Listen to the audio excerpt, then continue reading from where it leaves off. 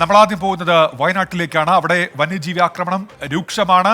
സംസ്ഥാന മന്ത്രിതല സംഘത്തിന്റെ സന്ദർശനമുണ്ടായിരുന്നു. കേന്ദ്ര വനമന്ത്രി വയനാട്ടിലുണ്ട്. മനുഷ്യർക്ക് ഭീഷണിയാകുന്ന മൃഗങ്ങളെ വെടിവെച്ചു കൊല്ലാൻ സംസ്ഥാനങ്ങൾക്ക് അധികാരമുണ്ട് എന്നാണ് കേന്ദ്ര വനം പരിസ്ഥിതി മന്ത്രി ഭൂപേന്ദർ യാദവ് ഇന്ന് വ്യക്തമാക്കിയത്. വന്യജീവി നിയമത്തിൽ മാറ്റം വരുത്തേണ്ടതില്ല എന്നും കേന്ദ്രമന്ത്രി വ്യക്തമാക്കി. വന്യജീവി ആക്രമണത്തിൽ കൊല്ലപ്പെടുന്നവരുടെ കുടുംബത്തിന് കേന്ദ്രം 10 ലക്ഷം രൂപ നൽകുന്നുണ്ടെന്നും ഭൂപേന്ദർ യാദവ് പറഞ്ഞു. അതേസമയം കേന്ദ്ര വനം മന്ത്രിയുടെ പ്രസ്താവന തെറ്റിദ്ധരിപ്പിക്കുന്നതാണെന്ന് സംസ്ഥാന വനമന്ത്രി എ.കെ. ശശീന്ദ്രൻ മറുപടി നൽകി. വയനാട്ടിൽ വന്യജീവികളുടെ കാടിറക്കവും മനുഷ്യരെ ആക്രമിച്ചു കൊലപ്പെടുത്തലും തുടർച്ചയായ പശ്ചാത്തലത്തിലായിരുന്നു കേന്ദ്ര വനമന്ത്രിയുടെ സന്ദർശനം. വന്യജീവി ആക്രമണത്തിൽ കൊല്ലപ്പെട്ടവരുടെ വീടുകളിൽ അദ്ദേഹം എത്തി. കളക്ടറേറ്റിൽ ഉന്നതതല യോഗം ചേർന്നു. ജില്ലയിലെ മനുഷ്യ വന്യജീവി സംഘർഷം ഗുരുതരമാണെന്ന് ഭൂപേന്ദർ യാദവ് വ്യക്തമാക്കുന്നു.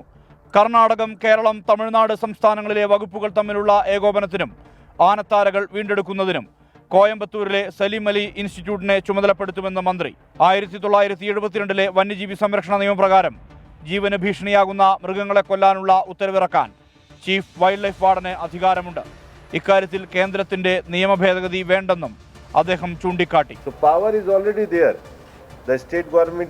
Wants their power is with them, with their chief wildlife, the power is there, and under that power he can issue permission to trap, catch or kill a problematic animal. വന്യജീവി ആക്രമണങ്ങളിൽ മരിച്ചവരുടെ കുടുംബങ്ങൾക്ക് കേന്ദ്ര സഹായമായി 10 ലക്ഷം രൂപ നൽകുന്നുണ്ടെന്നും മന്ത്രി വ്യക്തമാക്കി. എന്നാൽ ഈ തുക വയനാട്ടിൽ ഒരു കുടുംബത്തിനും ഇതുവരെ കിട്ടിയിട്ടില്ലെന്നായിരുന്നു MLA-മാരായ ടി സിദ്ദിഖിന്റെയും IC ബാലകൃഷ്ണന്റെയും ആരോപണം. ഈ തുക എവിടെ ചിലവഴിക്കുന്നുവെന്ന് പറയാൻ സംസ്ഥാന സർക്കാർ തയ്യാറാകണം. മന്ത്രി ഇവിടെ പറഞ്ഞത് 10 ലക്ഷം രൂപ സെൻട്രൽ ഗവൺമെൻറ് നൽകുന്നു എന്നുള്ളതാണ്. ആ സെൻട്രൽ ഗവൺമെൻറ് നൽകിയതായിരിക്കുന്ന തുക എന്തുകൊണ്ട് വിക്ടിംസിന് കിട്ടിയില്ല എന്നുള്ളത് കേരളത്തിലെ വനം വകുപ്പ് മന്ത്രി ഈ കാര്യത്തിൽ ഉത്തരവാദിത്തത്തോടു കൂടി മറുപടി പറയണം. ഇപ്പോൾ കേന്ദ്രമന്ത്രി പറഞ്ഞു, ഞങ്ങളിത് ആവശ്യപ്പെട്ടപ്പോൾ കേന്ദ്രമന്ത്രി പറഞ്ഞു 10 ലക്ഷം രൂപ സെൻട്രൽ ഗവൺമെൻറ് കൊടുക്കുന്നു. അപ്പോൾ സംസ്ഥാന ഗവൺമെൻറ്റിൻ്റെ ഉദ്യോഗസ്ഥന്മാരായി ഞങ്ങൾ ചർച്ച നടത്തിയപ്പോൾ അവർ പറയുന്നു ഇത് സ്റ്റേറ്റ് ഗവൺമെൻറ്റിൻ്റെ പ്ലാൻ പദ്ധതിയിൽ നിന്നാണ്, അക്കൗണ്ടിൽ നിന്നാണ് ഞങ്ങൾ കൊടുക്കുന്നത്. ജനപ്രതിനിധികളുടെയും ഇവിടുത്തെ പൊതുജനങ്ങളുടെയും സംശയങ്ങൾ തീർക്കേണ്ട ഉത്തരവാദിത്വം ഇവർക്ക് രണ്ടുപേർക്കുമുണ്ട്. അതേസമയം കേന്ദ്രമന്ത്രിയെ കരിങ്കൊടി കാണിക്കാൻ നിന്ന KSU പ്രവർത്തകരെ പോലീസ് അറസ്റ്റ് ചെയ്തു.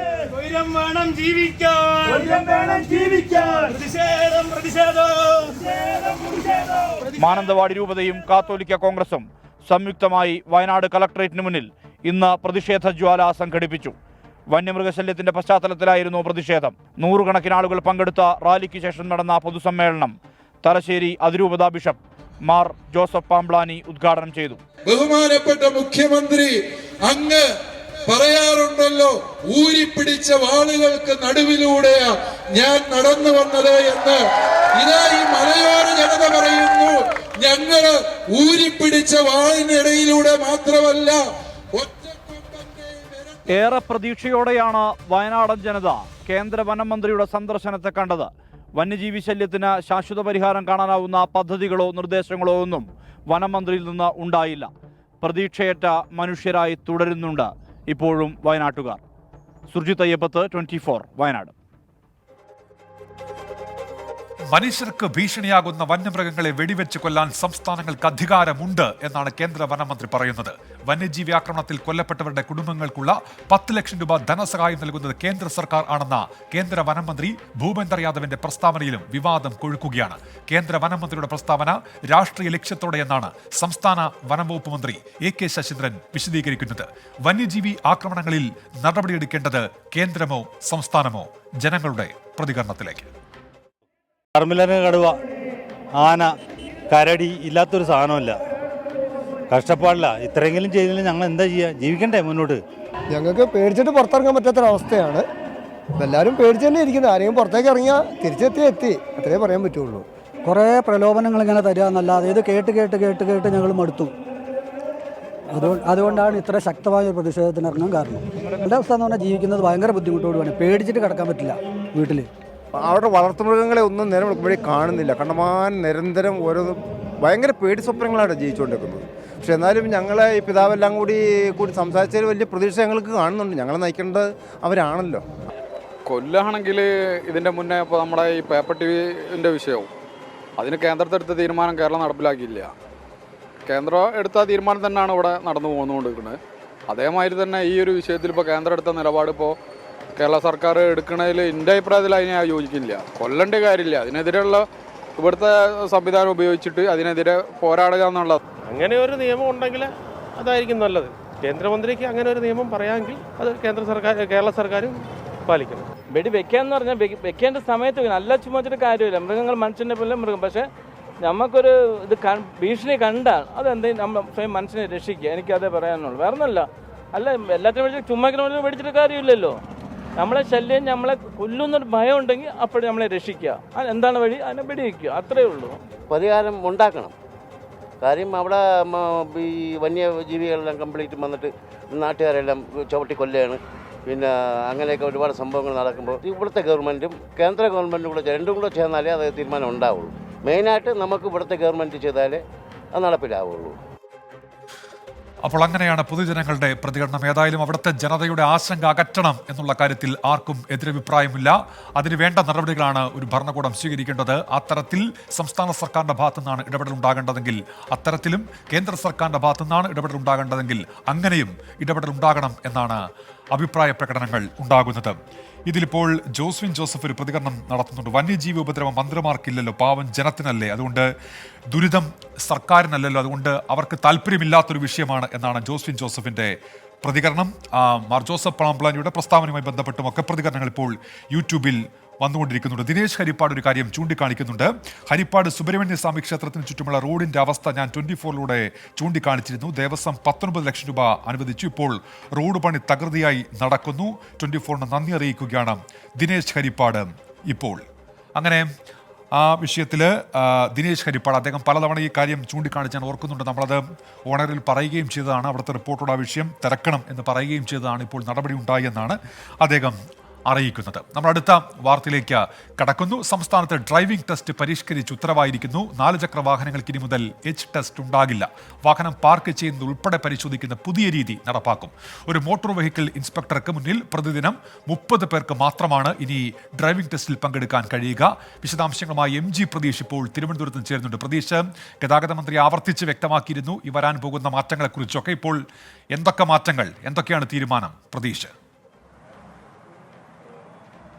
ഉന്മേഷ് സൂചിപ്പിച്ചതുപോലെ തന്നെ നേരത്തെ ഗതാഗത മന്ത്രി KB ഗണേഷ് കുമാർ പറഞ്ഞതുപോലെ അത്ര എളുപ്പത്തിൽ ഇനി ഡ്രൈവിംഗ് ടെസ്റ്റ് ലഭിക്കില്ല എന്ന് തന്നെയാണ് ഈ ഉത്തരവ് കൊണ്ട് നമുക്ക് വ്യക്തമാകുന്നത്. കാരണം വലിയ തരത്തിലുള്ള പരിഷ്കാരങ്ങൾ വരുത്തിക്കൊണ്ടാണ് ഇപ്പോൾ ഉത്തരവ് പുറപ്പെടുവിച്ചിരിക്കുന്നത്. മെയ് 1 മുതൽ ഗതാഗത വകുപ്പ് ഇപ്പോൾ പുറത്തിറക്കിയ ഉത്തരവ് പ്രാബല്യത്തിൽ വരും. പ്രധാനപ്പെട്ട നിർദ്ദേശങ്ങളിലേക്ക് വന്നാൽ ഈ നേരത്തെ ഈ ഇരുചക്ര വാഹനങ്ങൾക്ക് ലൈസൻസ് എടുത്തിരുന്നത് MAT പോലുള്ള കൈകൊണ്ട് ഗിയർ മാറ്റാവുന്ന സ്കൂട്ടർ വാഹനങ്ങൾ ഉപയോഗിച്ചുകൊണ്ടായിരുന്നു. പക്ഷേ പുതിയ നിർദ്ദേശപ്രകാരം കാൽപാദം കൊണ്ട് ഗിയർ മാറ്റുന്ന 95 cc താഴെയുള്ള വാഹനങ്ങളിലായിരിക്കണം ഈ ഡ്രൈവിംഗ് ടെസ്റ്റ് നടത്താനെന്നതാണ് പ്രധാനപ്പെട്ട നിർദ്ദേശങ്ങളിൽ ഒന്ന്. മറ്റൊന്ന്, നേരത്തെ 4 ചക്ര വാഹനങ്ങൾക്ക് ലൈസൻസ് ടെസ്റ്റ് നടത്തിയിരുന്നത് H എടുത്തുകൊണ്ടായിരുന്നു. പക്ഷേ ഇനി ലൈസൻസ് ടെസ്റ്റിന് H ഇല്ല എന്നതാണ് നമുക്ക് ഗതാഗത വകുപ്പിന്റെ തന്നെ ഉത്തരവിൽ നിന്ന് മനസ്സിലാക്കാൻ കഴിയുന്ന കാര്യം. ഇതിനായി ഒരു പ്രത്യേക ചിത്രം തന്നെ ഗതാഗത വകുപ്പ് ഈ ഉത്തരവിനോടൊപ്പം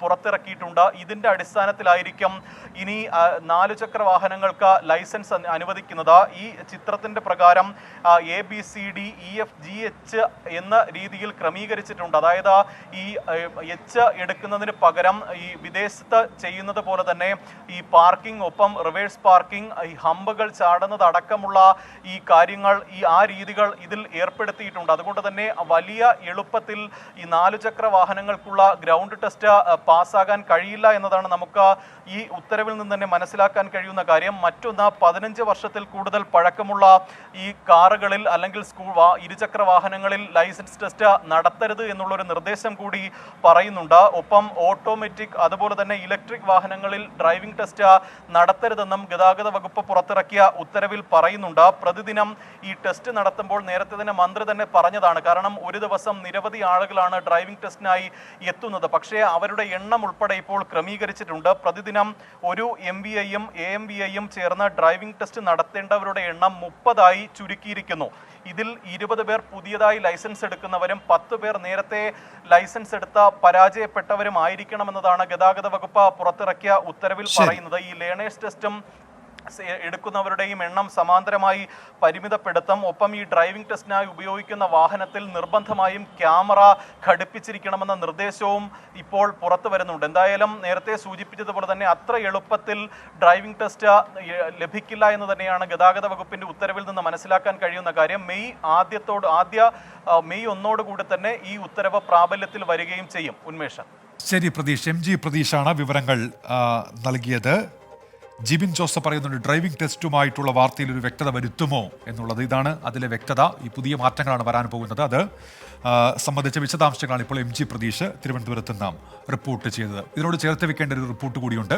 കടുത്ത സാമ്പത്തിക ഞെരുക്കത്തെ തുടർന്ന് RC ബുക്കിന്റെ ഉൾപ്പെടെ പ്രിന്റിംഗ് നിലച്ചതോടെ പ്രതിസന്ധിയിൽ ആയിരിക്കുകയാണ് യൂസ്ഡ് കാർ വിൽപ്പനക്കാർ. പേരുമാറ്റത്തിന് കാലതാമസം എടുക്കുന്നതോടെയാണ് വാഹന വിൽപ്പന പൂർണ്ണമായും മുടങ്ങിയ അവസ്ഥയിലായത്. മോട്ടോർ വാഹന വകുപ്പിനെതിരെ പരസ്യ പ്രതിഷേധത്തിന് ഒരുങ്ങുകയാണ് വിൽപ്പനക്കാർ ഇപ്പോൾ. RC ബുക്കിന്റെയും ലൈസൻസിന്റെയും ഒക്കെ അച്ചടിയിലെ കാലതാമസം പ്രതിസന്ധിയിലാക്കിയത് വാഹന ഉടമകളെ മാത്രമല്ല. കേരളത്തിലെ യൂസ്ഡ് കാർ കച്ചവടം ഇന്ന് നേരിടുന്നത് സമാനതകളില്ലാത്ത വെല്ലുവിളികളാണ്. സംസ്ഥാനത്ത് ഡ്രൈവിംഗ് ലൈസൻസ്, RC ബുക്ക് എന്നിവയുടെ അച്ചടി നിലച്ചിട്ട് മാസങ്ങളായി. കടുത്ത സാമ്പത്തിക പ്രതിസന്ധിയാണ് കാരണമായി മോട്ടോർ വാഹന വകുപ്പ് പറയുന്നത്. പ്രിന്റിംഗ് നിലച്ചതോടെ RC ബുക്കുകൾ കിട്ടാതായി. യൂസ്ഡ് കാർ വിൽപ്പന ശിഥിലമായി. വാഹനം വാങ്ങുന്നവർക്ക് യഥാസമയം RC ബുക്കിൽ പേര് മാറ്റി നൽകാനാവാത്തതാണ് മേഖലയെ തകർത്തു കളഞ്ഞത്. ഞങ്ങളെ സംബന്ധിച്ച് ഉള്ള വിഷയം എന്ന് പറയുന്നത് ഇപ്പോൾ ഈ തൊഴിലുമായിട്ട് മുന്നോട്ട് പോകാൻ പറ്റാത്ത സാഹചര്യം മോട്ടോർ വാഹന വകുപ്പിൽ നിന്നുണ്ടായിരിക്കുക. എൻ്റെ ഏറ്റവും പ്രധാന കാരണം എന്ന് പറയുന്നത് നമ്മൾ മോട്ടോർ വാഹന വകുപ്പ് നിഷ്കർഷിക്കുന്ന എല്ലാ ഫീസുകളും അടച്ചുകൊണ്ട് ലക്ഷക്കണക്കിന് രൂപ ടാക്സ് അടച്ചുകൊണ്ട് ഒരു വാഹനം ട്രാൻസ്ഫർ ചെയ്യുമ്പോൾ ആ ട്രാൻസ്ഫർ ചെയ്തിട്ട് RC കിട്ടുന്നില്ല എന്നുള്ളൊരു പ്രശ്നമാണ് ഇപ്പോഴത്തെ നിലവിലുള്ളത്. ഏറ്റവും ഗുരുതരമായിട്ടുള്ളൊരു പ്രതിസന്ധിയാണ്. കാരണം ഒരു വാഹനം വാങ്ങിയിട്ട് നമുക്ക് അതിന് കൃത്യമായിട്ടുള്ളൊരു രേഖ അതിൻ്റെ ഓണർക്ക് ലഭിക്കില്ല എന്നുള്ളൊരു സാഹചര്യം ഉണ്ടാക്കിയത് സർക്കാരാണ്. കഴിഞ്ഞ 1.5 മാസത്തിനിടെ വിൽപ്പനയിലുണ്ടായത് വന്നിടിവെന്ന സ്ഥാപന ഉടമകൾ ചൂണ്ടിക്കാട്ടുന്നു. പ്രശ്നം ഏറ്റവും കൂടുതൽ ബാധിച്ചത് എറണാകുളം ജില്ലയിലെ കച്ചവടക്കാരെയാണ്. സംസ്ഥാനത്ത് തന്നെ ഏറ്റവും കൂടുതൽ യൂസ്ഡ് കാർ വിൽപ്പന നടന്നിരുന്ന കേന്ദ്രങ്ങളിലൊന്നായിരുന്നു കൊച്ചി. ഇവിടെയും കച്ചവടം നന്നേ കുറഞ്ഞു. ഇതോടെ മേഖല ഉപേക്ഷിച്ചവരും ഏറെയാണ്. RC പ്രിന്റ് ചെയ്ത് കിട്ടുന്നില്ല എന്ന് പറയുന്നൊരു ഇഷ്യൂ ഒരു സാധാരണക്കാരനെ സംബന്ധിച്ച് അതൊരു വലിയൊരു ഇഷ്യൂ തന്നെയാണ്. കാരണം ഒരു സെക്കൻഡ് ഹാൻഡ് വാഹനം വാങ്ങിക്കഴിഞ്ഞാൽ ആദ്യം തന്നെ വണ്ടി വാങ്ങിക്കഴിഞ്ഞിട്ടുണ്ടെങ്കിൽ ഒരു 15 ദിവസത്തിനുള്ളിൽ ആ ഇൻഷുറൻസിൻ്റെ പേര് വാങ്ങിക്കുന്ന ആളുടെ പേരിലേക്ക് മാറണമെന്നൊരു നിയമമുണ്ട്. എന്നാലേ നമുക്ക് ഇൻഷുറൻസ്, വണ്ടി എന്തെങ്കിലും ആക്സിഡൻ്റ് ആയാലോ ക്ലെയിം ആയാലോ നമുക്ക് ഇൻഷുറൻസ് കിട്ടത്തുള്ളൂ. ഈ RC ബുക്ക് പ്രിൻ്റ് ചെയ്ത് വരാത്തത് മൂലം ഇൻഷുറൻസിൻ്റെ പേര് മാറാൻ ഒരിക്കലും ഒരു വാങ്ങിക്കുന്ന ആൾക്ക് സാധിക്കുന്നില്ല. 15 ദിവസം പോയിട്ട് ഇപ്പോൾ ഒരു 3 മാസമായിട്ട് പോലും RC പ്രിൻ്റ് ചെയ്ത് വന്നിട്ടില്ല. അപ്പോൾ ആ ഇൻഷുറൻസിൽ പേര് മാറണം എന്നുണ്ടെങ്കിൽ ഈ നമ്മൾ ഒറിജിനൽ RC ഇൻഷുറൻസ് ഓഫീസിൽ സബ്മിറ്റ് ചെയ്യേണ്ടതായിട്ടുണ്ട്. അപ്പോൾ ഇതൊരു വലിയൊരു ഇഷ്യൂ തന്നെയാണ്. മോട്ടോർ വാഹന വകുപ്പിന്റെ അശാസ്ത്രീയ നടപടികളും RT ഓഫീസ് ഉദ്യോഗസ്ഥന്മാരുടെ നിയമപരമല്ലാത്ത ഇടപെടലുകളും ഒക്കെ ചൂണ്ടിക്കാണിച്ച യൂസ്ഡ് വെഹിക്കിൾസ് ഡീലർമാരുടെ സംഘടന സമരരംഗത്തേക്ക് ഇറങ്ങുകയാണ്. ഒരു തൊഴിൽ മേഖലയുടെ നിലനിൽപ്പിനെ തന്നെ ബാധിക്കുന്ന രീതിയിലേക്ക് പ്രിന്റിംഗ് പ്രതിസന്ധി നീങ്ങുമ്പോഴും സർക്കാർ മൗനത്തിലാണ്. ബദൽ മാർഗങ്ങൾ തേടുന്നതിലും മെല്ലപ്പോക്ക് തുടരുന്നു. കൊച്ചിയിൽ നിന്ന് അശ്വിൻ പാലാഴി, 24. RC ബുക്കിന്റെയും ലൈസൻസിന്റെയും ഒക്കെ അച്ചടിയിലെ കാലതാമസം. അപ്പോൾ അത് വലിയൊരു പ്രതിസന്ധിയാണ്. കുറേ നാളുകളായി അത്തരത്തിൽ പരാതികൾ ഉയരുന്നുണ്ട്. ഇപ്പോഴും പ്രേക്ഷകർ ആ വിഷയത്തിൽ പ്രതികരിക്കുന്നുണ്ട്. അജിരാജ് പറയുന്നു ടെസ്റ്റ് പാസ്സായവർക്ക് ഇതുവരെ ലൈസൻസ് പ്രിന്റ് ചെയ്ത് കിട്ടിയിട്ടില്ല, അതിൽ ഒരു അപ്ഡേറ്റ്സും ഇല്ല എന്നുള്ളതാണ്. ആ പ്രതിസന്ധിക്ക് വലിയ തോതിൽ ഒരു പരിഹാരം കണ്ടെത്താൻ ഇതുവരെയും കഴിഞ്ഞിട്ടില്ല എന്നുള്ളതാണ് ലിവ് ഇൻ ഫെയ്ത്ത് എന്ന് പറയുന്ന അക്കൗണ്ടിൽ നിന്ന് ചൂണ്ടിക്കാണിക്കുന്നത്. ഒരു ദിവസം 30 പേരെ മാത്രമാണ് ഇങ്ങനെ ടെസ്റ്റിന് അനുവദിക്കാൻ പോകുന്നത് എങ്കിൽ ഇത്തരത്തിൽ ഒട്ടേറെ ആപ്ലിക്കേഷൻസ് ഉണ്ടാകുമല്ലോ, അതിനൊക്കെ എപ്പോൾ ഒരു പരിഹാരമുണ്ടാകും എന്നാണ് ലിവ് ഇൻ ഫെയ്ത്ത് എന്ന അക്കൗണ്ടിൽ നിന്ന് ചോദിക്കുന്ന ചോദ്യം. ടിനു ജോസഫ് ഒരു കാര്യം ചൂണ്ടിക്കാണിക്കുന്നുണ്ട്. പാലക്കാട് ജില്ലയിൽ കോങ്ങാട് അമ്പലവട്ടം എന്ന സ്ഥലത്ത് കുരങ്ങിന്റെ ശല്യം ജനവാസ മേഖലയിൽ രൂക്ഷമാണ്. ജനൽ ഗ്ലാസുകൾ പൊട്ടിക്കുന്ന അവസ്ഥയാണ് ഉള്ളത്. ആ വാഹനങ്ങളടക്കം ആക്രമിക്കുന്ന അവസ്ഥയുണ്ട് എന്ന് ടിനു ജോസഫ് ചൂണ്ടിക്കാണിക്കുന്നുണ്ട്. നമ്മൾ അടുത്ത വാർത്തയിലേക്ക് പോവുകയാണ്. 2 ദിവസം മാത്രം ബാക്കി നിൽക്കെ ആറ്റുകാൽ പൊങ്കാലയ്ക്ക് ക്ഷേത്രത്തിൽ വൻ ഭക്തജനത്തിരക്ക്. ക്ഷേത്ര ദർശനത്തിനും വഴിപാടുകൾ നടത്തുവാനും വിശ്വാസികൾ ഏറുന്നു. പൊങ്കാല സമർപ്പണത്തിനുള്ള ഒരുക്കങ്ങൾ പൂർത്തിയായെന്ന് ക്ഷേത്രം ട്രസ്റ്റ് ഭാരവാഹികൾ അറിയിച്ചു. ഹരികൃഷ്ണൻ വിവരങ്ങളുമായി ഇപ്പോൾ ചേരുന്നുണ്ട്. ഹരികൃഷ്ണൻ, ഒരുക്കങ്ങളെല്ലാം പൂർത്തിയായി കഴിഞ്ഞിട്ടുണ്ടോ? എന്തൊക്കെയാണ് വിവരങ്ങൾ ഹരികൃഷ്ണൻ?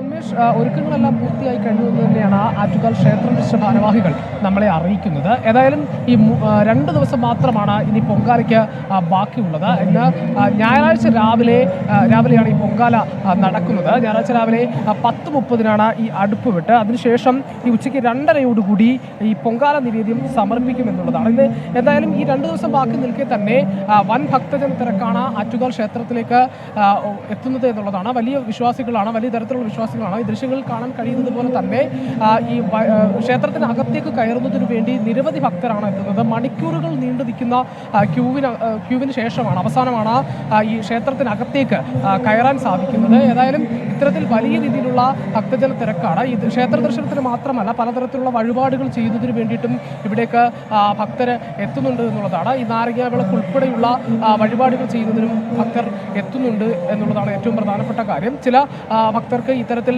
ആരോഗ്യ പ്രശ്നങ്ങൾ കാരണം ഈ മണിക്കൂറുകൾ നീണ്ടു നിൽക്കുന്ന ക്യൂവിൽ നിൽക്കാൻ കഴിയാതെ ചിലർ മടങ്ങുന്നുമുണ്ട്.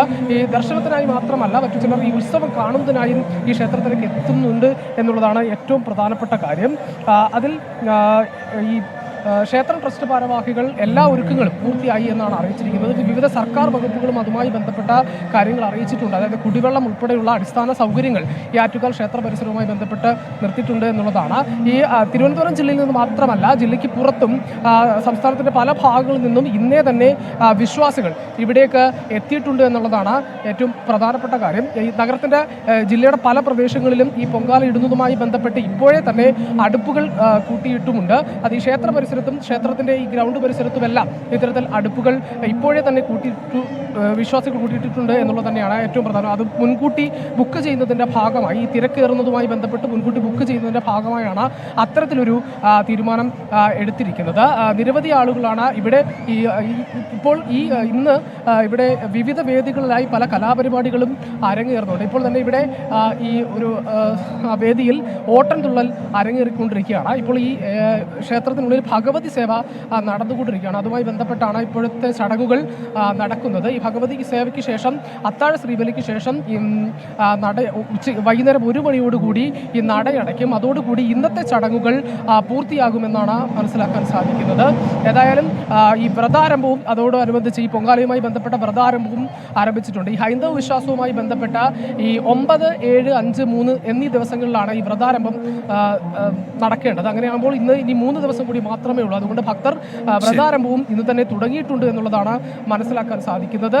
നിരവധി വഴിപാടുകളും ഇതിനോടൊപ്പം തന്നെ ഇവിടെ നടക്കുന്നുണ്ട്. ഏതായാലും വലിയ ഭക്തജന തിരക്കാണ് ഇന്ന് ആറ്റുകാൽ ക്ഷേത്രം പരിസരത്ത് അനുഭവപ്പെടുന്നത്. അതുമായി ബന്ധപ്പെട്ടുള്ള എല്ലാ ക്രമീകരണങ്ങളും, പൊങ്കാലയുമായി ബന്ധപ്പെട്ടുള്ള എല്ലാ ക്രമീകരണങ്ങളും പൂർത്തിയാക്കിയിട്ടുണ്ട് എന്നുള്ളത് തന്നെയാണ് ക്ഷേത്രം ഭാരവാഹികൾ ഉൾപ്പെടെ നമ്മളെ അറിയിക്കുന്നത്. ഈ അല്പസമയത്ത് ഒരുക്കങ്ങളൊക്കെ പൂർത്തിയായി പൊങ്കാലയ്ക്കുള്ളത് അത് ക്ഷേത്രം ട്രസ്റ്റ് ഭാരവാഹികൾ തന്നെ അറിയിക്കുന്നതായി ഹരികൃഷ്ണൻ റിപ്പോർട്ട് ചെയ്യുന്നുണ്ട്. കഴിഞ്ഞ ദിവസം തിരുവനന്തപുരത്തുണ്ടായ ഒരു സംഭവവുമായി ബന്ധപ്പെട്ട് ചില ചോദ്യങ്ങളൊക്കെ ഉയരുന്നുണ്ട്. നമ്മൾ ഇനി അതിലേക്കാണ് പോകുന്നത്. ആരോഗ്യ മേഖല ഇത്രത്തോളം വളർന്നിട്ടും അശാസ്ത്രീയമായ ചികിത്സാ രീതികൾക്ക് പിന്നാലെയാണ് ഒരു വിഭാഗം മലയാളികൾ. തലസ്ഥാനത്ത് അമ്മയുടെയും കുഞ്ഞിൻ്റെയും ജീവനെടുത്ത അക്യുപഞ്ചർ ചികിത്സ മനുഷ്യജീവനെടുക്കുന്നത് ഇതാദ്യത്തെ സംഭവമല്ല. ആധുനിക കാലത്തും വീട്ടിൽ നടക്കുന്ന പ്രസവങ്ങളുടെ എണ്ണത്തിൽ തലകുനിക്കേണ്ട അവസ്ഥയിലാണ് കേരളം. സ്വയം ചികിത്സയും വ്യാജ ചികിത്സയും ആളെ കൊല്ലുന്നു. മനുഷ്യജീവനുകൾ പൊലിഞ്ഞിട്ടും നടപടിയോ തിരിഞ്ഞു നോട്ടമോ ഇല്ല. ആരോഗ്യരംഗം എത്ര കണ്ട് വളർന്നിട്ടും അശാസ്ത്രീയമായ ചികിത്സാ രീതിക്ക് പിന്നാലെ ഓടുകയാണ് നമുക്കിടയിലെ ചിലർ. അമ്മയുടെയോ കുഞ്ഞിൻ്റെയോ മരണം സംഭവിക്കുമ്പോൾ മാത്രമാണ് വീട്ടിലെ പ്രസവം ചർച്ചയാകുന്നത്. 2023 ഏപ്രിൽ മുതൽ ഡിസംബർ വരെയുള്ള കാലയളവിൽ 403 പേർ വീട്ടിൽ പ്രസവിച്ചതായാണ് ആരോഗ്യവകുപ്പിന്റെ കണക്കുകൾ. 2020 576 പേരും 2021 590 പേരും 2022 573 പേരുമാണ് വീട്ടിൽ പ്രസവിച്ചത്. വിശ്വാസത്തിന്റെ ഭാഗമായും കുപ്രചരണങ്ങളിൽ വീണം ഇരകളാകുന്നവരാണ് ഏറെയും. ആരോഗ്യവകുപ്പ് മുന്നറിയിപ്പ് നൽകിയിട്ടും നിയമ നടപടി സ്വീകരിക്കുന്നതിലും പോലീസ് വീഴ്ചയുണ്ട്. അശാസ്ത്രീയ ചികിത്സയ്ക്കെതിരെ വേണ്ട ബോധവൽക്കരണവും കുറവാണ്. ചികിത്സ വ്യക്തി സ്വാതന്ത്ര്യത്തിൻ്റെ ഭാഗമാണ്. അതുകൊണ്ട് തന്നെ ബോധവൽക്കരിക്കാനേ കഴിയൂ. നിർബന്ധം ചെലുത്താൻ അധികൃതർക്ക് കഴിയില്ല. നിയമത്തിലെ ഈ പഴുതാണ് സമാന്തര ചികിത്സക്കാർക്ക് വളമാകുന്നത്. തിരുവനന്തപുരത്ത് നിന്നും MG പ്രതീഷ്, 24. പൊതുജനം കഴുതയല്ല സാർ. ചികിത്സാരീതികളും സൗകര്യങ്ങളും എത്ര പുരോഗമിച്ചാലും സമാന്തര ചികിത്സാരീതികളുടെ പിന്നാലെ പോകുന്ന ഒട്ടേറെ പേരുണ്ട്. മനുഷ്യന്റെ ജീവൻ തന്നെ അപകടത്തിലാക്കുന്ന ഇത്തരം കൈവിട്ട കളികൾ നിർത്തലാക്കാൻ ശക്തമായ നടപടി വേണം എന്നാണ് പൊതുജനങ്ങളുടെ അഭിപ്രായം. ആശുപത്രി പോയാൽ നമുക്ക് എന്തെങ്കിലും പെട്ടെന്ന് എന്തെങ്കിലും ബുദ്ധിമുട്ടോ പ്രയാസങ്ങളോ വല്ലതും വന്നു കഴിഞ്ഞാൽ അത് അവിടെ നിയന്ത്രിക്കാനുള്ള സൗകര്യങ്ങളുണ്ട്. അതുകൊണ്ട് ആശുപത്രി പോകണമെന്നാണ് എൻ്റെ ഒരു നിഗമനം. അവൻ്റെ അടി കൊടുക്കാനുള്ള അത്യാവശ്യം അത് എവിടെയാണ് നടക്കുന്നത്? ആശുപത്രി കൊണ്ടുപോകാനുള്ള ആശുപത്രി കൊണ്ടുപോയില്ലെങ്കിൽ വീട്ടിൽ ചെയ്തേണ്ടത് ശരിയാണോ? മതപരമായിട്ടായാലും ആശുപത്രി കൊണ്ടുപോകാം. ആശുപത്രി കൊണ്ടുപോയി വിടാത്ത എന്താ? ഡോക്ടറെ കാണിച്ചൂടെ? ഡോക്ടറെ അടുക്കെ കൊണ്ടുവന്ന് ഏത് ചികിത്സയും പറയാം. വക്കീലിൻ്റെയും ഡോക്ടറുടെയും എല്ലാ സത്യവും പറഞ്ഞല്ലേ ചികിത്സിക്കാൻ നോക്കൂ. അപ്പോൾ ഇത് പറഞ്ഞത് വെറുതെ അവരെ മരണത്തിലേക്ക് തള്ളിവിട്ടതല്ലേ? ആശുപത്രി തന്നെ പോകണമെന്നാണ് എൻ്റെ അഭിപ്രായം. അവിടെ പോയാലേ ചികിത്സ കിട്ടുകയുള്ളൂ. വീട്ടിലിരുന്ന ഒന്നും അറിയാതെ ഇവിടെ മരിച്ചാണൊക്കെ അതേ കണക്ക് മരണം സംഭവിക്കും. കുറേ ആൾക്കാർ ഇറങ്ങിയുണ്ട്. പഠിക്കാത്തതും പഠിച്ചെന്ന് പറഞ്ഞാൽ MBBS വാങ്ങിക്കുന്നവരും ഉണ്ട്. ഇഷ്ടംപോലെ ആൾക്കാരുണ്ട്. കുട്ടിയെ വിവാഹം ചെയ്ത് ആ വിവാഹം ചെയ്ത കുട്ടിക്ക് പ്രസവിക്കുന്നത് എങ്ങനെയെന്ന് തീരുമാനിക്കാൻ ആ കുട്ടിക്ക് അധികാരമില്ല. ആ തലമുറകളെ നശിപ്പിക്കുകയാണ്. ഇതെന്താണ് കാണിക്കുന്നത്? ഇത്തരത്തിലാണ് ആ വിഷയത്തിൽ അഭിപ്രായ പ്രകടനങ്ങൾ ഉണ്ടാകുന്നത്. ഡ്രൈവിംഗ് ടെസ്റ്റ് പരിഷ്കരണം സംബന്ധിച്ച വാർത്തകൾ വരുമ്പോൾ പ്രേക്ഷകർ അതിനോട് പ്രതികരിക്കുന്നുണ്ട്. അബൂബക്കർ ഇബ്രാഹിം പറയുന്നു, സ്കൂട്ടർ ഓടിക്കുന്ന ആയിരക്കണക്കിന് സ്ത്രീകൾക്ക് പുതിയ നിയമം പ്രയാസമാകും. കാലുകൊണ്ട് ഗിയർ മാറ്റുന്ന വാഹനത്തിൽ ടെസ്റ്റ് എടുക്കാൻ അവർക്ക് പ്രയാസമുണ്ടാകില്ലേ എന്നാണ് അദ്ദേഹത്തിന്റെ ആശങ്ക. രാജ് നായർ ചൂണ്ടിക്കാണിക്കുന്നു, RC ബുക്ക് പരിവാഹൻ ആപ്പിലൂടെ ഡൗൺലോഡ് ചെയ്തെടുക്കാൻ കഴിയുമല്ലോ എന്നുള്ളതാണ്. ജോസ്വിൻ ജോസഫ് ചോദിക്കുന്നുണ്ട്, ക്ഷേമ പെൻഷൻ കൊടുക്കാൻ സർക്കാർ തീരുമാനമുണ്ടോ? ഇക്കാര്യത്തിൽ ഇടപെടലുണ്ടാകുമോ എന്നുള്ളതാണ്. സർക്കാർ അതിനായുള്ള നടപടികൾ സ്വീകരിക്കുന്നു എന്നുള്ളത് നേരത്തെ തന്നെ ധനമന്ത്രി വിശദീകരിക്കുന്നുണ്ടായിരുന്നു. ജോൺ ഫിലിപ്പ് പറയുന്നു, ലൈസൻസ് പുതുക്കാൻ കൊടുത്തിട്ട് 2 മാസമായി, ഇതുവരെ അത് കിട്ടാത്ത അവസ്ഥയാണ്. അങ്ങനെ ഈ ഡ്രൈവിംഗ് ടെസ്റ്റ് പരിഷ്കരണവുമായി ബന്ധപ്പെട്ട് ഗതാഗത വകുപ്പിന്റെ ഇടപെടൽ സംബന്ധിച്ച് ഒട്ടേറെ പ്രതികരണങ്ങൾ ഇപ്പോൾ പ്രേക്ഷകരുടെ ഭാഗത്തുനിന്ന് ഉണ്ടാകുന്നുണ്ട്. നമ്മൾ അടുത്ത വാർത്തയിലേക്ക് കടക്കുന്നു. സംസ്ഥാന സർക്കാർ കൊട്ടിഘോഷിച്ച് നടപ്പിലാക്കിയ സപ്ലൈകോ ഹോം ഡെലിവറി പദ്ധതി എങ്ങും എത്തിയില്ല. 2 വർഷം മുൻപ് പരീക്ഷണാടിസ്ഥാനത്തിൽ പദ്ധതി ആരംഭിച്ച ഔട്ട്ലെറ്റുകളിൽ പോലും ഹോം ഡെലിവറിയുടെ പ്രവർത്തനം നിലച്ചു. സാധനങ്ങൾ ഓൺലൈനായി ബുക്ക് ചെയ്യുന്നതിന് ഭക്ഷ്യ പൊതുവിതരണ വകുപ്പ് തയ്യാറാക്കിയ ആപ്പും പ്രവർത്തനരഹിതമായിട്ട് കാലങ്ങളായി. സപ്ലൈകോയിൽ വിവാദങ്ങൾ ഒഴിഞ്ഞിട്ട് നേരമില്ല എന്നതാണ് ഇപ്പോഴത്തെ അവസ്ഥ. ഓരോ ദിവസം കഴിയും തോറും ഉണ്ടാകുന്ന വിവാദങ്ങളെക്കുറിച്ച് നമുക്കൊക്കെ അറിയാം. എന്നാൽ 2 വർഷം മുമ്പ് ഭക്ഷ്യ പൊതുവിതരണ വകുപ്പ് നടപ്പിലാക്കിയ വിപ്ലവകരമായൊരു പദ്ധതി വൻ പരാജയമായത് ആരും ശ്രദ്ധിച്ചില്ല. വീട്ടിലിരുന്ന് ഓർഡർ ചെയ്താൽ മതി, സപ്ലൈകോ സാധനങ്ങൾ വീട്ടുപടിക്കലെത്തുമെന്നായിരുന്നു മുഖ്യമന്ത്രി അടക്കമുള്ളവരുടെ വാഗ്ദാനം. 2021 തൃശൂർ ജില്ലയിലായിരുന്നു പദ്ധതിയുടെ സംസ്ഥാനതല ഉദ്ഘാടനം നടന്നത്. ആദ്യഘട്ടം പരീക്ഷണാടിസ്ഥാനത്തിൽ ജില്ലയിലെ 3 ഔട്ട്ലെറ്റുകളുടെ ഭാഗമായാണ് ഹോം ഡെലിവറി സംവിധാനം ഒരുക്കിയത്. പൊതുജനങ്ങൾക്ക് സാധനങ്ങൾ ഓർഡർ ചെയ്യുന്നതിനായി സപ്ലൈ കേരള എന്ന പേരിൽ ആപ്പും സജ്ജമാക്കിയിരുന്നു. എന്നാൽ പദ്ധതിയുടെ നിലവിലെ സ്ഥിതി എന്താണെന്ന് ഭക്ഷ്യ പൊതുവിതരണ വകുപ്പിന് തന്നെ ധാരണയില്ല. 2021 ജനുവരിയിൽ എല്ലാ കോർപ്പറേഷൻ കേന്ദ്രങ്ങളിലും മാർച്ച് മാസത്തോടെ സംസ്ഥാന വ്യാപകമായും പദ്ധതി നടപ്പിലാക്കുമെന്നായിരുന്നു സർക്കാരിൻ്റെ ഉറപ്പ്.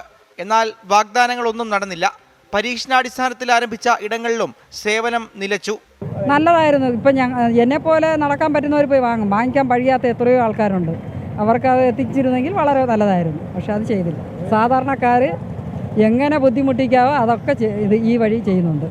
സപ്ലൈകോ ഔട്ട്ലെറ്റുകളുടെ 10 കിലോമീറ്റർ ചുറ്റളവിൽ മിതമായ നിരക്കിൽ ഹോം ഡെലിവറി എന്നായിരുന്നു സർക്കാർ വ്യക്തമാക്കിയിരുന്നത്. എന്നാൽ ഒന്നും നടന്നില്ല.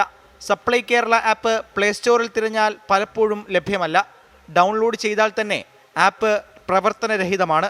തൃശ്ശൂരിൽ ഓർഡർ ലഭിച്ചാൽ സാധനങ്ങൾ ലഭ്യമാക്കുമെന്നാണ് ഭക്ഷ്യവകുപ്പിൻ്റെ വാദം. എന്നാൽ ഓർഡർ ചെയ്യാനുള്ള ആപ്പ് തന്നെ പ്രവർത്തനരഹിതമാണ്. സംസ്ഥാനത്തെ 100 കണക്കിന് വരുന്ന സപ്ലൈകോ കേന്ദ്രങ്ങളിൽ പദ്ധതി നടപ്പിലാക്കിയിരുന്നെങ്കിൽ രാജ്യത്തെ തന്നെ ഏറ്റവും മികച്ചൊരു സർക്കാർ സംവിധാനമായി അത് മാറിയേനെ. 10,000ങ്ങൾക്ക് ഗുണകരമായേനെ. സാമ്പത്തിക പ്രതിസന്ധിയിൽ കുടുങ്ങിക്കിടക്കുന്ന സർക്കാർ പദ്ധതി കൈയൊഴിഞ്ഞ മട്ടാണ്. അഖിൽ ഷാ അൻസാർ, 24, തിരുവനന്തപുരം. പൊതുജനം കഴുതയല്ല സാർ. സപ്ലൈകോയെ സാമ്പത്തിക പ്രതിസന്ധി വല്ലാതെ ബാധിച്ചിട്ടുണ്ട്. സപ്ലൈകോ ഹോം ഡെലിവറി പദ്ധതി പ്രഖ്യാപനം നടത്തിയെന്നല്ലാതെ വീടുകളിൽ സാധനങ്ങൾ എത്തിയില്ല എന്ന് പൊതുജനങ്ങൾ പറയുന്നു. വീട്ടിലേക്ക് സാധനങ്ങൾ എത്തിച്ചില്ലെങ്കിലും സപ്ലൈകോയിലെങ്കിലും അവശ്യ സാധനങ്ങൾ എത്തിക്കുമോ എന്നുള്ള ചോദ്യമാണ് ഉയരുന്നത്. പ്രതികരണങ്ങളിലേക്ക്. സപ്ലൈകോയുടെ ആ പദ്ധതി മാത്രമല്ല, ഇപ്പോൾ സപ്ലൈകോയിൽ നമുക്ക് അത്യാവശ്യം വേണ്ട പല സാധനങ്ങളും ഇല്ലല്ലോ. അപ്പോൾ പിന്നെ എങ്ങനെയാണ് അവർ വൃദ്ധർക്ക് കൊണ്ട് വീട്ടിലെത്തിക്കുക? അപ്പോൾ അതിന് വേണ്ടിയിട്ടുള്ള നടപടികൾ സർക്കാർ സ്വീകരിക്കണമെന്നാണ് എൻ്റെ അഭിപ്രായം. കൊണ്ടുവരാൻ അവരെ കൊണ്ട് കഴിയില്ല. സാമ്പത്തികമായിട്ട് അവർ ബാക്കിലോട്ടിലേ ഉള്ളത്. എവിടുന്ന് എടുത്ത് വെക്കേണ്ട? കേന്ദ്രത്തിൽ നിന്ന് കൊടുത്തിട്ട് പിന്നെ അവർ കേന്ദ്രത്തിൽ നിന്ന് കിട്ടുന്നില്ല എന്ന് പറഞ്ഞിട്ട് ഇവിടെ അവരെന്താ ചെയ്യുന്നത്? ഇവരെ ആഡംബരം കൃത്യമായിട്ട് നടക്കുന്നുണ്ടല്ലോ എല്ലാ കാര്യങ്ങളും. സാധാരണക്കാരനൊന്നുമില്ലല്ലോ. ഇപ്പോൾ ഉള്ളത് സപ്ലൈകോയുടെ പോക്ക് കാണുമ്പോൾ ഒരു ശരിയായ രീതിയല്ല. ഇപ്പോൾ ഉള്ളത് കാണുമ്പോൾ എന്ന് വെച്ചാൽ ഒരു ശരിയായ രീതിയാണ്. അവർ ഒരുപാട് സ്റ്റാഫിനെ വെക്കുന്നു, പക്ഷേ സ്റ്റാഫിന് ശമ്പളം കൊടുക്കാറുണ്ട്. പക്ഷേ സപ്ലൈകോ ഒരു സബ്സിഡി കൊടുക്കാൻ വേണ്ടിയിട്ട് അവർക്ക് കഴിയുന്നില്ല. നല്ലൊരു സേവനമാണ്, പക്ഷേ സാധനങ്ങളില്ല. അത്രയേ ഉള്ളൂ. സപ്ലൈകോയിലും എല്ലാ സാധനങ്ങൾക്കും നമ്മൾ പൊതുവെ വാങ്ങിച്ചുകൊണ്ടിരുന്ന സാധനങ്ങൾക്ക് ഭയങ്കര വിലയാണ്. അപ്പോഴത്തെ ഇപ്പോൾ ഞങ്ങളും സപ്ലൈകോ ആശ്രയിച്ചാണ് നമ്മൾ നിൽക്കുന്നത്. പൊതുവെ ഇപ്പോൾ സാധനങ്ങൾക്ക് വില കൂടി ചില സാധനങ്ങൾ എടുത്തുകൊണ്ടിരുന്ന സാധനങ്ങൾ ഇല്ലാതിരിക്കുമ്പോഴത്തേനും സാധാരണക്കാരായ ആൾക്കാർക്ക് ഭയങ്കര ബുദ്ധിമുട്ട് തന്നെയാണ്. എല്ലാവർക്കും ഇപ്പോൾ പോയി തന്നെ സാധനങ്ങൾ വാങ്ങാൻ പറ്റണമെന്നില്ലല്ലോ. അപ്പോഴത്തേനും ഇമാതിരിയുള്ള ഐഡിയാസൊക്കെ കൊണ്ടുവരുന്നത് ഏറ്റവും നല്ലതാണ്. അത് പ്രാവർത്തികമാക്കണം എന്നുള്ളതാണ് നല്ലത്. മെയ് 1 മുതൽ ഡ്രൈവിംഗ് ടെസ്റ്റ് പരിഷ്കരണം എന്നതാണല്ലോ വാർത്ത. അപ്പോൾ അതിന് തൊട്ടു മുൻപ് ലൈസൻസ് എടുക്കുന്നതിന് വേണ്ടി വലിയ തിരക്കായിരിക്കുമല്ലോ ഈ ലൈസൻസ് സ്കൂളുകളിൽ എന്നാണ് ഫസീല ഫിറോസിന്റെ ചോദ്യം. രാജേഷ് രാജൻ പറയുന്നു, അശാസ്ത്രീയമായ ചികിത്സയെ ഒരുപാട് പേർ ആശ്രയിക്കുന്നുണ്ട്. ഇത് നിയന്ത്രിക്കാൻ ശക്തമായ നടപടി വേണമെന്നുള്ളതാണ് അദ്ദേഹം ആവശ്യപ്പെടുന്ന. കഴിഞ്ഞ ദിവസം തിരുവനന്തപുരത്തുണ്ടായ സംഭവത്തിന്റെ പശ്ചാത്തലത്തിലാണ് അദ്ദേഹത്തിന്റെ പ്രതികരണമെന്നാണ് മനസ്സിലാക്കാൻ കഴിയുന്നത്. വന്യമൃഗ ശല്യം നാട്ടിലെങ്ങും ഇപ്പോൾ വാർത്തയാണ്. വർഷങ്ങളായി വന്യമൃഗങ്ങളെ കൊണ്ടുള്ള ദുരിതം പേറുന്നവരാണ് പാലക്കാട് മലമ്പുഴ മേട്ടുപ്പതിയിലെ ജനങ്ങളും. തൊട്ടടുത്ത ദിവസങ്ങളിലായി പ്രദേശത്തെ 3 പശുക്കളെയാണ് പുലി ആക്രമിച്ച് കൊലപ്പെടുത്തിയത്. കാട്ടാനക്കൂട്ടം വെള്ളം കുടിക്കാൻ വീടുകൾക്ക് അടുത്തെത്തുന്നതും പതിവാണിവിടെ. 1-2 ആനകളല്ല, 25ഓളം ആനകൾ. പുലി ആക്രമിച്ച് കൊലപ്പെടുത്തിയ പശുവിന്റെ ജഡമാണ് ഈ കിടക്കുന്നത്. 1-2 മേട്ടുപ്പതി കോളനിയിലെ 3ഓളം മാടുകളെയാണ് ഈ രീതിയിൽ പുലി ആക്രമിച്ചത്. ഇതോടുകൂടി വലിയ ഭീതിയിലായിരിക്കുകയാണ് കോളനി നിവാസികൾ.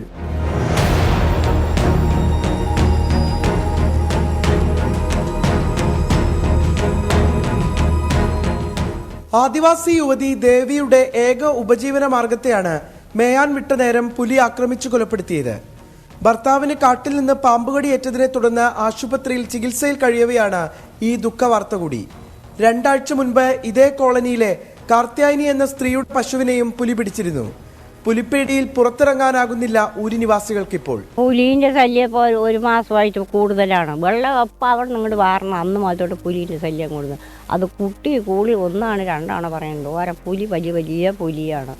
ഇനിയിപ്പോൾ കുട്ടി ഇത് പിടുത്തം കഴിഞ്ഞ് മനുഷ്യനെ പിടിക്കില്ല, ആരും കണ്ടവരില്ല. ചിലപ്പോൾ പിടിച്ചിരുന്നും വരും. മേട്ടുപ്പതിക്ക് സമീപം പുലിഭീതി മാത്രമല്ല, കാട്ടാന ശല്യവും രൂക്ഷമാണ്. വെള്ളം കുടിക്കാൻ പതിവായി എത്തുന്ന കൊമ്പന്മാർ ഊരു നിവാസികൾക്ക് ഭീഷണിയാണ്. ആന പുറത്ത് നിൽക്കുള്ളൂ, ഇങ്ങോട്ടേക്ക് മോളിക്ക് പറ്റില്ല, താഴത്തേക്ക് വരുള്ളൂ.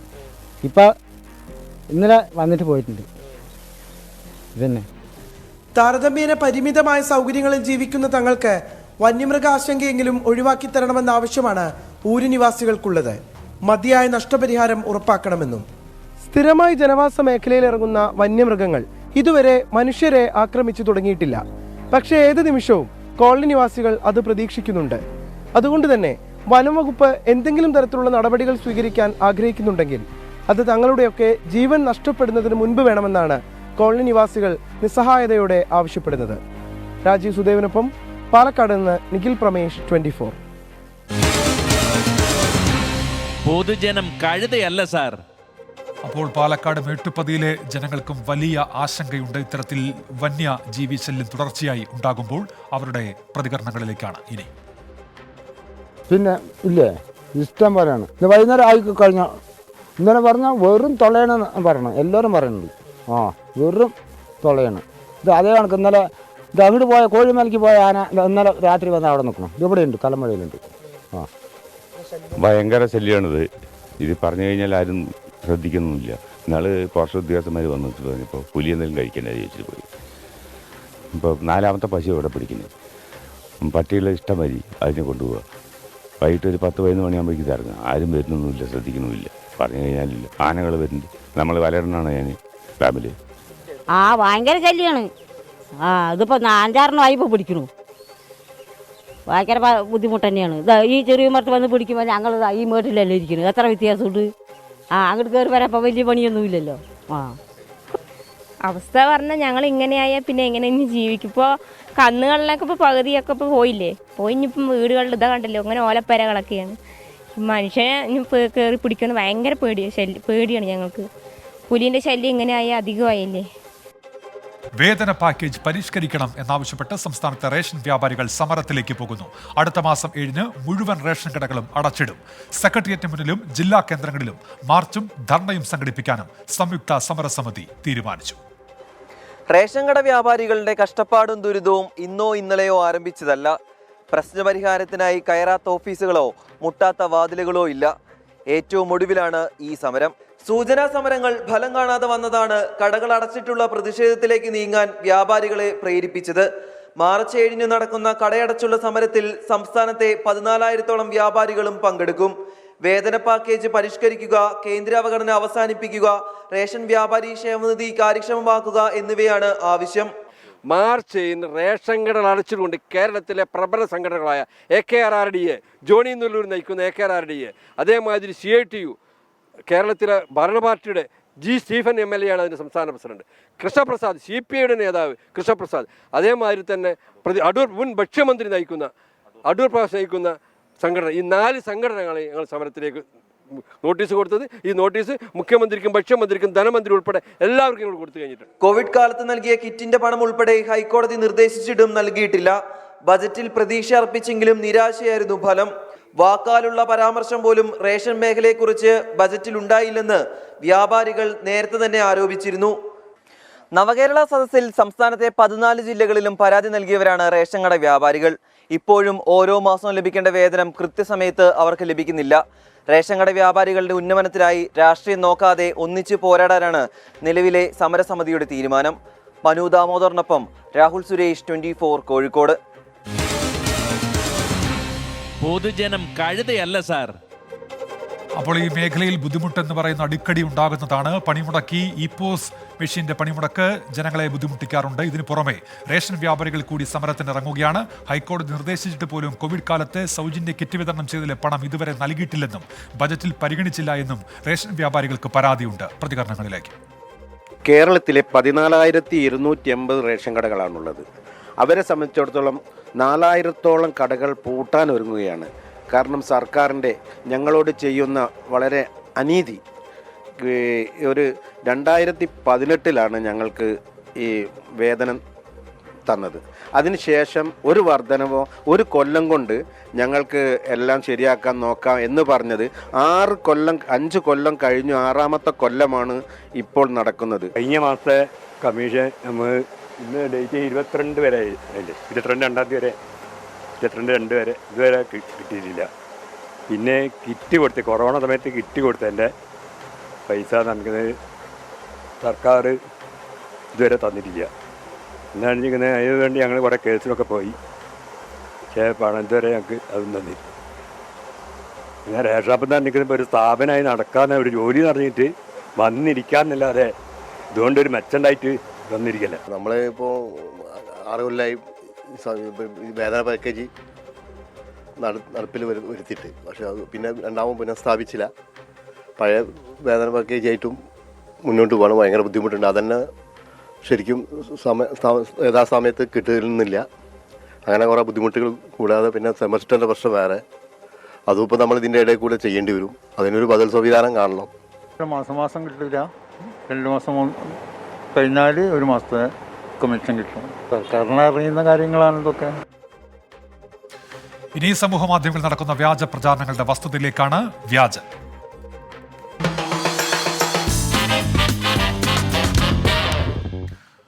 ഗോദ്ര ട്രെയിൻ തീവെപ്പ് കേസിലെ പ്രതി എന്ന തരത്തിൽ ഒരാളുടെ ചിത്രം സമൂഹ മാധ്യമങ്ങളിൽ പ്രചരിക്കുന്നുണ്ട്. ഏറെ നാളായി ഒളിവിൽ കഴിഞ്ഞിരുന്ന പ്രതിയെ പോലീസ് അറസ്റ്റ് ചെയ്ത് കൊണ്ടുപോകുന്നു എന്ന പേരിൽ ഈ തലക്കെട്ടിലാണ് സമൂഹ മാധ്യമങ്ങളിലെ പ്രചാരണം. അതിന്റെ വാസ്തവം പരിശോധിക്കാം. ഗോദ്ര ട്രെയിൻ തീവെപ്പ് കേസിലെ പ്രതി എന്ന തലക്കെട്ടോടുകൂടിയാണ് സമൂഹ മാധ്യമങ്ങളിൽ ചിത്രം പ്രചരിക്കുന്നത്. ഗോദ്ര കേസിൽ ഒളിവിലായിരുന്ന പ്രതി റഫീഖ് ഹുസൈൻ ബട്ടൂക്കിനെ ഗുജറാത്ത് പോലീസ് അറസ്റ്റ് ചെയ്ത് കൊണ്ടുപോകുന്ന ദൃശ്യം എന്ന തരത്തിലാണ് സമൂഹ മാധ്യമങ്ങളിൽ പ്രചാരണം. നിരവധി സംഘപരിവാർ അനുകൂല ഹാൻഡിലുകളിൽ ചിത്രം വ്യാപകമായി ഷെയർ ചെയ്യപ്പെട്ടതായി കാണാം. എന്നാൽ പ്രചാരത്തിലുള്ള പോസ്റ്റ് തെറ്റിദ്ധരിപ്പിക്കുന്നതാണെന്ന് 24 അന്വേഷണത്തിൽ കണ്ടെത്തി. ചിത്രത്തിലുള്ളത് ഗോദ്ര ട്രെയിൻ തീവെപ്പ് കേസിലെ സ്പെഷ്യൽ പബ്ലിക് പ്രോസിക്യൂട്ടറായിരുന്ന RC കൊടേക്കറാണ്. 19 വർഷമായി ഒളിവിലായിരുന്ന റഫീഖ് ഹുസൈൻ ബട്ടൂക്കിനെ ഗുജറാത്ത് പോലീസ് ഡൽഹിയിൽ നിന്ന് അറസ്റ്റ് ചെയ്തുവെന്ന വിവരം സത്യമാണ്. 2022 ജൂലൈ 4 പ്രതിയുടെ അറസ്റ്റ് സംബന്ധിച്ച് ദേശീയ മാധ്യമങ്ങൾ ചിത്രങ്ങൾ ഉൾപ്പെടെ റിപ്പോർട്ട് ചെയ്തിരുന്നു. എന്നാൽ പ്രചരിച്ചതാകട്ടെ കേസിലെ സ്പെഷ്യൽ പബ്ലിക് പ്രോസിക്യൂട്ടറായിരുന്ന RC കൊടേക്കറുടെ ചിത്രം. കേസിൽ റഫീഖ് ഹുസൈൻ ബട്ടൂക്കിനെ ജീവപര്യന്തം ശിക്ഷ വിധിച്ചതുമായി ബന്ധപ്പെട്ട് ANI നൽകിയ വാർത്ത തെറ്റിദ്ധരിപ്പിച്ചും സമൂഹ മാധ്യമങ്ങളിൽ പ്രചരിപ്പിക്കുകയുണ്ടായി. ഇതിന് പിന്നാലെ കൊടേക്കർ സൈബർ ക്രൈം പോലീസിൽ പരാതിയും നൽകിയിരുന്നു. വ്യാജ പ്രചാരണം തുടരുന്നതിനാൽ പഴയ വാർത്തയിലുള്ളത് RC കൊടേക്കറാണെന്ന് വ്യക്തമാക്കി ANI തന്നെ വിശദീകരണവുമായി രംഗത്തെത്തി. Fact check desk 24. പ്രിയപ്പെട്ട പ്രേക്ഷകരെ, അപ്പോൾ പൊതുജന കഴുതൽ എന്ന പരിപാടിയുടെ ഇന്നത്തെ സമയം പൂർത്തിയാകുന്നു.